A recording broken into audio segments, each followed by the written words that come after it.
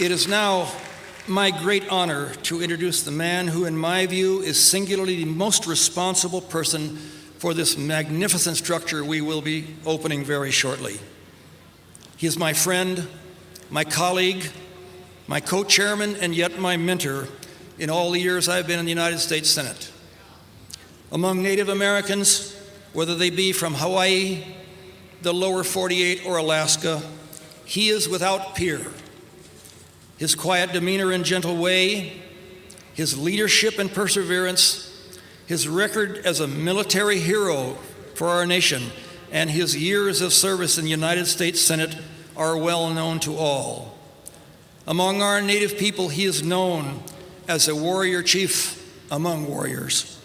Please help me welcome this great American, Senator Dan Inouye of Hawaii.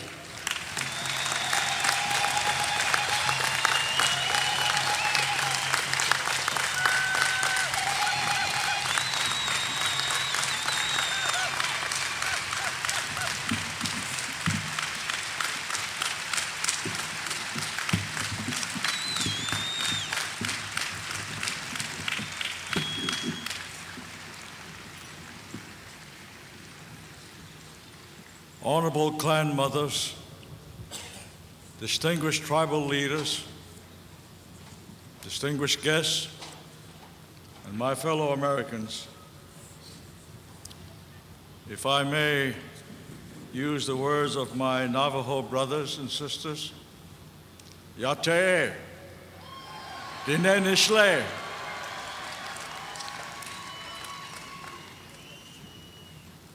First, I wish to thank Chief Nighthorse Campbell for his very generous remarks. I deeply appreciate them. About 17 years ago, three things happened that had such an impact on me. One was the realization that in this city of monuments, where we proudly display statues and monuments depicting the glory and the greatness of this land and those who distinguished themselves in our history. As Nighthorse Campbell said, there was no statue, no monument honoring the first Americans, the native people of America. I could not believe that out of 400 statues and monuments, there was not a single statue or monument to the American Indian. Then I was introduced to the George Gustav High Collection in the Bronx. The sheer massiveness of this collection was overwhelming.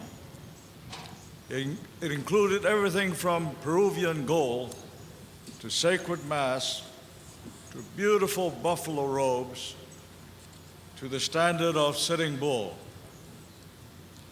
And yet it was clear to me that the deterioration of these precious and priceless artifacts was imminent. And I recall leaving there with the feeling that it would be an obscenity if we were to allow that to happen. Shortly before that visit, the Senate Committee on Indian Affairs held a hearing in which we learned that the Smithsonian Institution had amongst its vast collection over 18,500 skulls and human remains of Native Americans. A few days later, I decided to see for myself, and there, neatly arranged in green boxes, were those skulls, remains of America's native people. Sadly, because of the manner in which the Smithsonian received these remains from the Army Medical Museum, many could not be identified as being associated with any particular tribe or family. They had been taken from battlefields, from desecrated graveyards, and burial plots.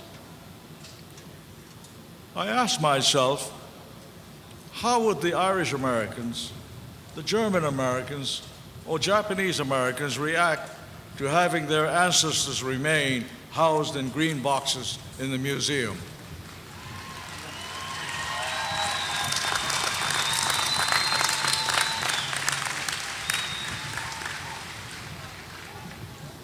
Here, long after the end of the Indian Wars, the first people of our land were still maligned and mistreated, and like any other American, my reaction was something had to be done.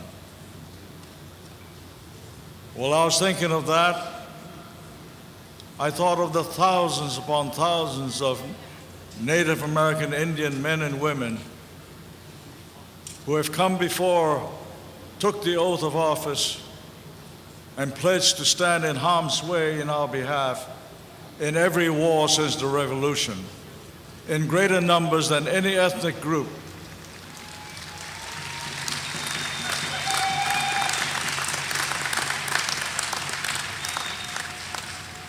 These events moved me to introduce a measure to establish the National Museum of the American Indian.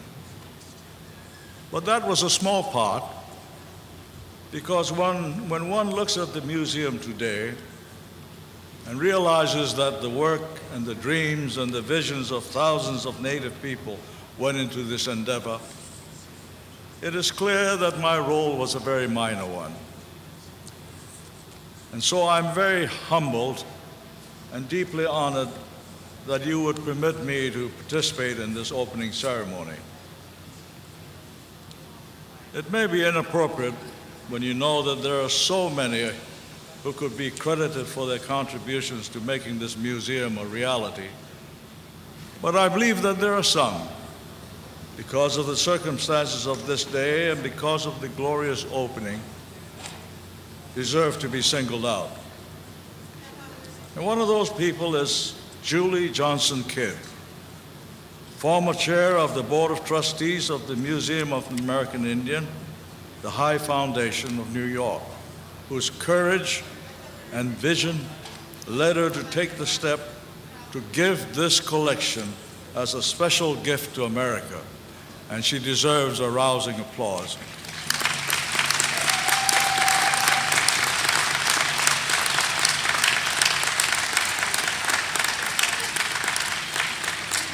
Another is David Rockefeller, who through his quiet and persuasive leadership in bringing the leaders of the political, financial, and cultural world to move in step in the same direction, made this museum possible.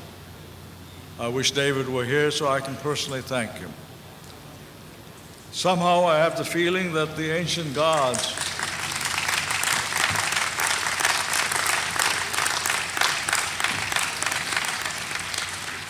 I believe all of us agree that the ancient gods are looking down on us, and all the stars came to their rightful places in the firmament.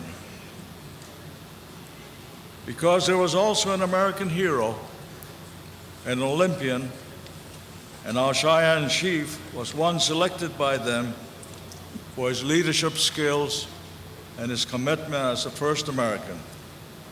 And it was he who moved his colleagues in the House of Representatives to approve the measure establishing this museum.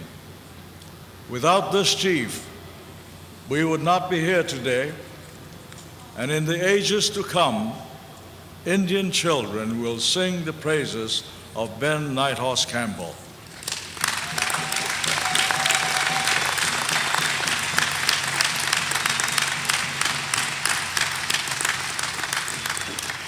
This monument to the first American is long overdue.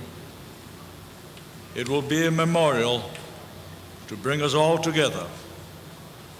It will be a celebration of what we Americans working together can achieve. In the words of my constituents and in the words of the ancient people of Hawaii, may I tell you all, aloha.